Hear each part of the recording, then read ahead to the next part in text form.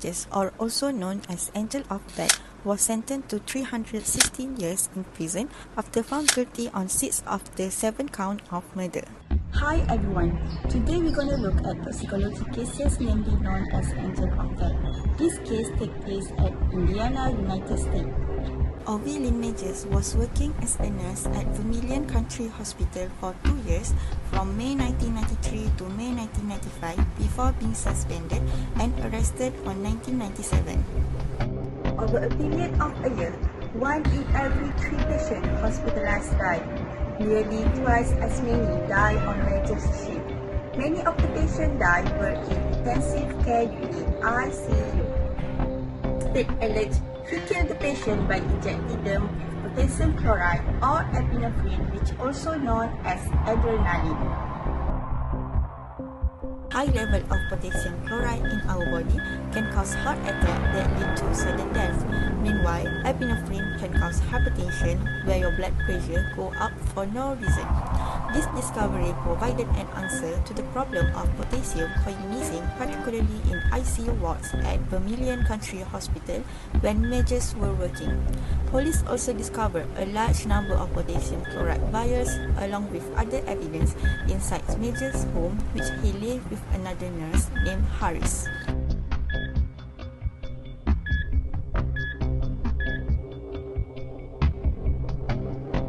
October 17, 1999, he was convicted to 6 murder.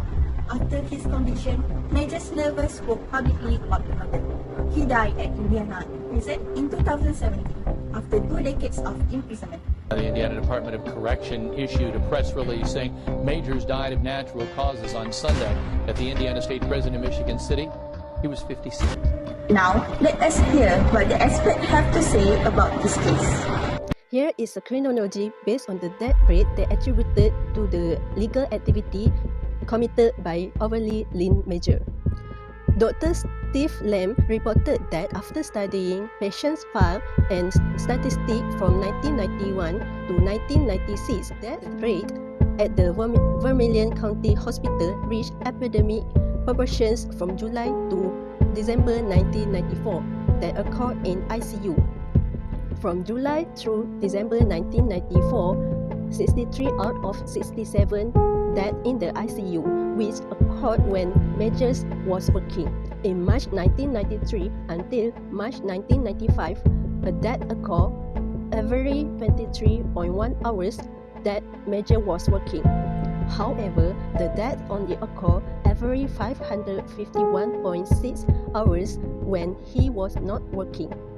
Major worked 2,795.2 hours or 50% of total hours worked. Major work based on the information independently generated by the investigator concerning the association between Majors and individuals who died in the ICU unit over the 22-month period that he was working. 121% died in the ICU during Majors' working hours. During the hours Majors was not working, only 26 patients died in the ICU. The investigation was done into several licensed practical nurses and the employees that have been working in that hospital.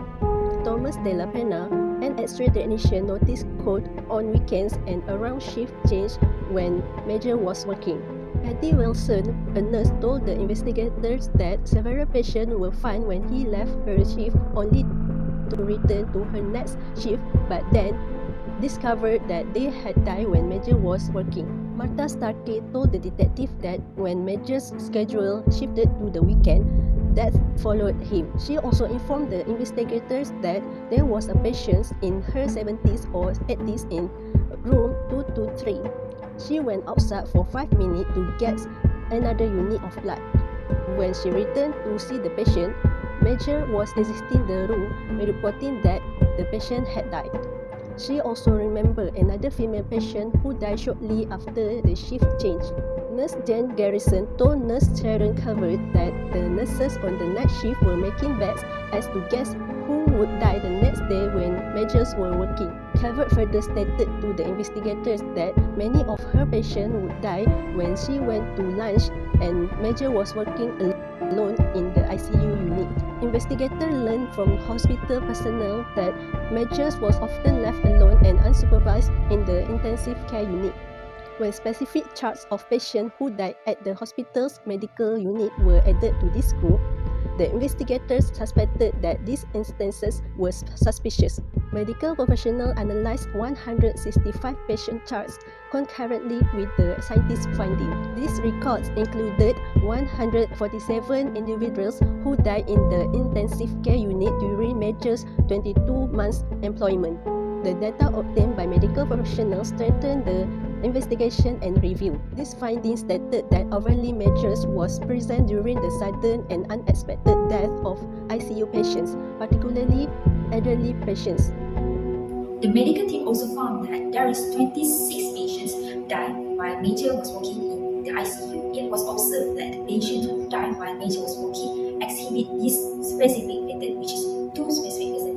And whereas those who died while he was not working show different characteristics such as progressive low blood pressure, instance of sudden increase of blood pressure or widening of the QRS complex. In 1994, after a sudden stomach ailment, Ethel Roja was recovering beautifully. I'm doing very well. Her husband, John, could finally relax. Ethel would be coming home soon. Things are going real good in intensive care. Doctor's report was good. Then I went to the cafeteria to get a bite to eat and a cup of coffee. I would say that about 15 or 20 minutes later, I came back, and the picture there was totally opposite of the way I left her. When Roja returned, his wife was in cardiac arrest. No one could explain why this woman on the verge of recovery would suddenly suffer heart failure. To doctors, it was a mystery. My wife never was treated for heart disease. Never. She had no medical record of anything along the heart disease line. Never took any kind of medication or nothing. 3 cc's of epi. All right, flatline. There is two pattern noticed in the death of patients. The first one is widening of the QRS complex on electrocardiogram EKG strip, which is this test used to monitor the heart's electrical activity. The second pattern was the patient no history of high blood pressure suddenly experienced rapid and alarming increase in their blood pressure. This called hypertension tachycardia. The medical expert suspected that the widening of the QRS complex related to the presence of excessive potassium in the blood. So this condition called hyperkalemia. The presence of the excessive amount of potassium in the blood has certain particular EKG signs, whereas these are tall, narrow, and packet T wave. Decrease of the amplitude of the P wave or absence of the P wave, and widening of the QRS complex. As the level of potassium increase, the QRS complex widen. This is especially true when the serum potassium concentrations excess 6.5 milliequivalents per liter. So far, Dr. Ollinger examined the EKG readings from the deceased patients to find a common pattern. Pattern that we recognized was many of these patients that died, they would die from a sudden loss of heart activity. Their heart would be beating fine, and all of a sudden, over a matter of less than a minute, they would get a widening of their heart rhythm and then just flatline. Dr. Ollinger reasoned whatever substance caused patients to die like that must also occur naturally in the body. That is why it wouldn't stand out in the autopsy. It would let the killer pass unnoticed. It would be the perfect poison. In Indiana, hospital patients were dying mysteriously. Investigators suspected poison. The medical investigators researched toxins that would kill quickly and leave no trace. Dr. Michael Ollinger knew of a compound that would work like that. Potassium chloride. Potassium chloride could kill a healthy person, and so it wasn't unexpected that if potassium chloride was given to these patients, it would result in the types of deaths that we were seeing, which was a sudden loss of electrical activity of the heart. To test his theory, Injecting undiluted potassium directly into the patient's IV lines cause high level of potassium can disrupt the heart electrical activity and cause sudden death. Experts believe that pattern of hypertension tachycardia was linked to the given patient's heart stimulants like epinephrines. The pattern denoted by the hypertension tachycardia is consistent with the exogenous administrations of catecholamines that cause the blood pressure to go up quickly for no reasons. Harris, who lived together with the Major from 1987, was told investigator that he saw an empty potassium chloride fired on Major's sponsor in 1993 and 1984. In December 1995, he saw an empty potassium chloride bottle in their garage. It was in the garage filled paper box. The Vermilion County Hospital used this potassium canisters. Harris denied taking such item from the hospital.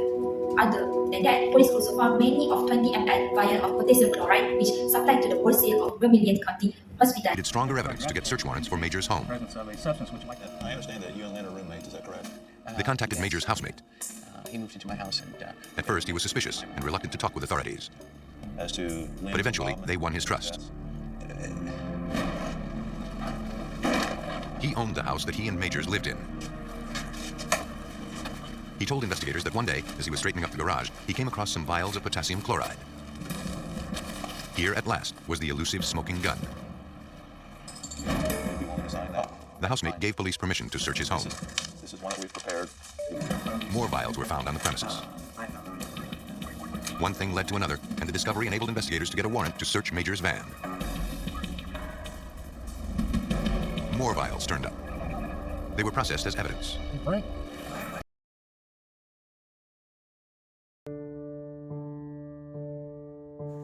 There is limited information available about his family background, upbringing and early influences, but what we do know is that Majors grew up in a small town in Indiana and had a relatively unremarkable childhood.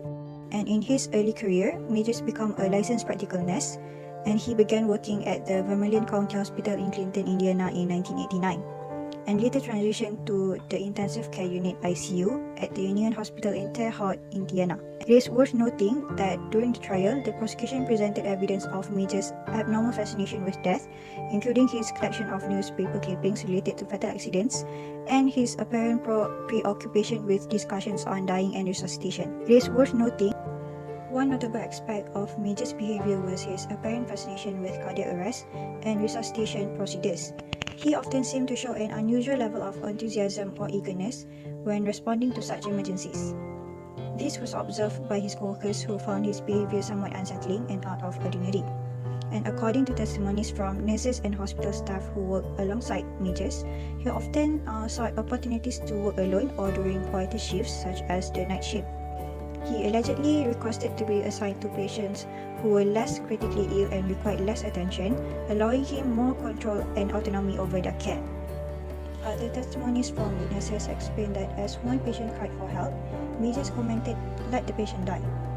He called patients' families whiners, white trash and dirt, and said senior citizens were a waste and should be gassed. While these details offer some insight into Major's mindset, his true motivations and the extent of his crimes remain somewhat elusive. Killers, especially medical professionals, acquire a sense of power and control from their ability to influence and take lives. We speculate that Majors may have found bizarre pleasures in taking control over his patient's life, maybe motivated by a desire for supremacy or to assume the role of God. Majors may have taken joy in inflicting agony and suffering on his victims, gaining a perverted sense of satisfaction from their suffering. And Majors may have considered his patients as throwaway items to gratify his goals or boost his ego. Again, there is no clear motive given by Majors that can explain his action, and we can only assume that his killings are due to his sadistic tendencies. Orville Lane Majors' case stands as a chilling reminder of the potential for abuse of power and betrayal of trust within the healthcare system. His actions resulted in tragic loss of life and left a lasting impact on the community and the field of healthcare.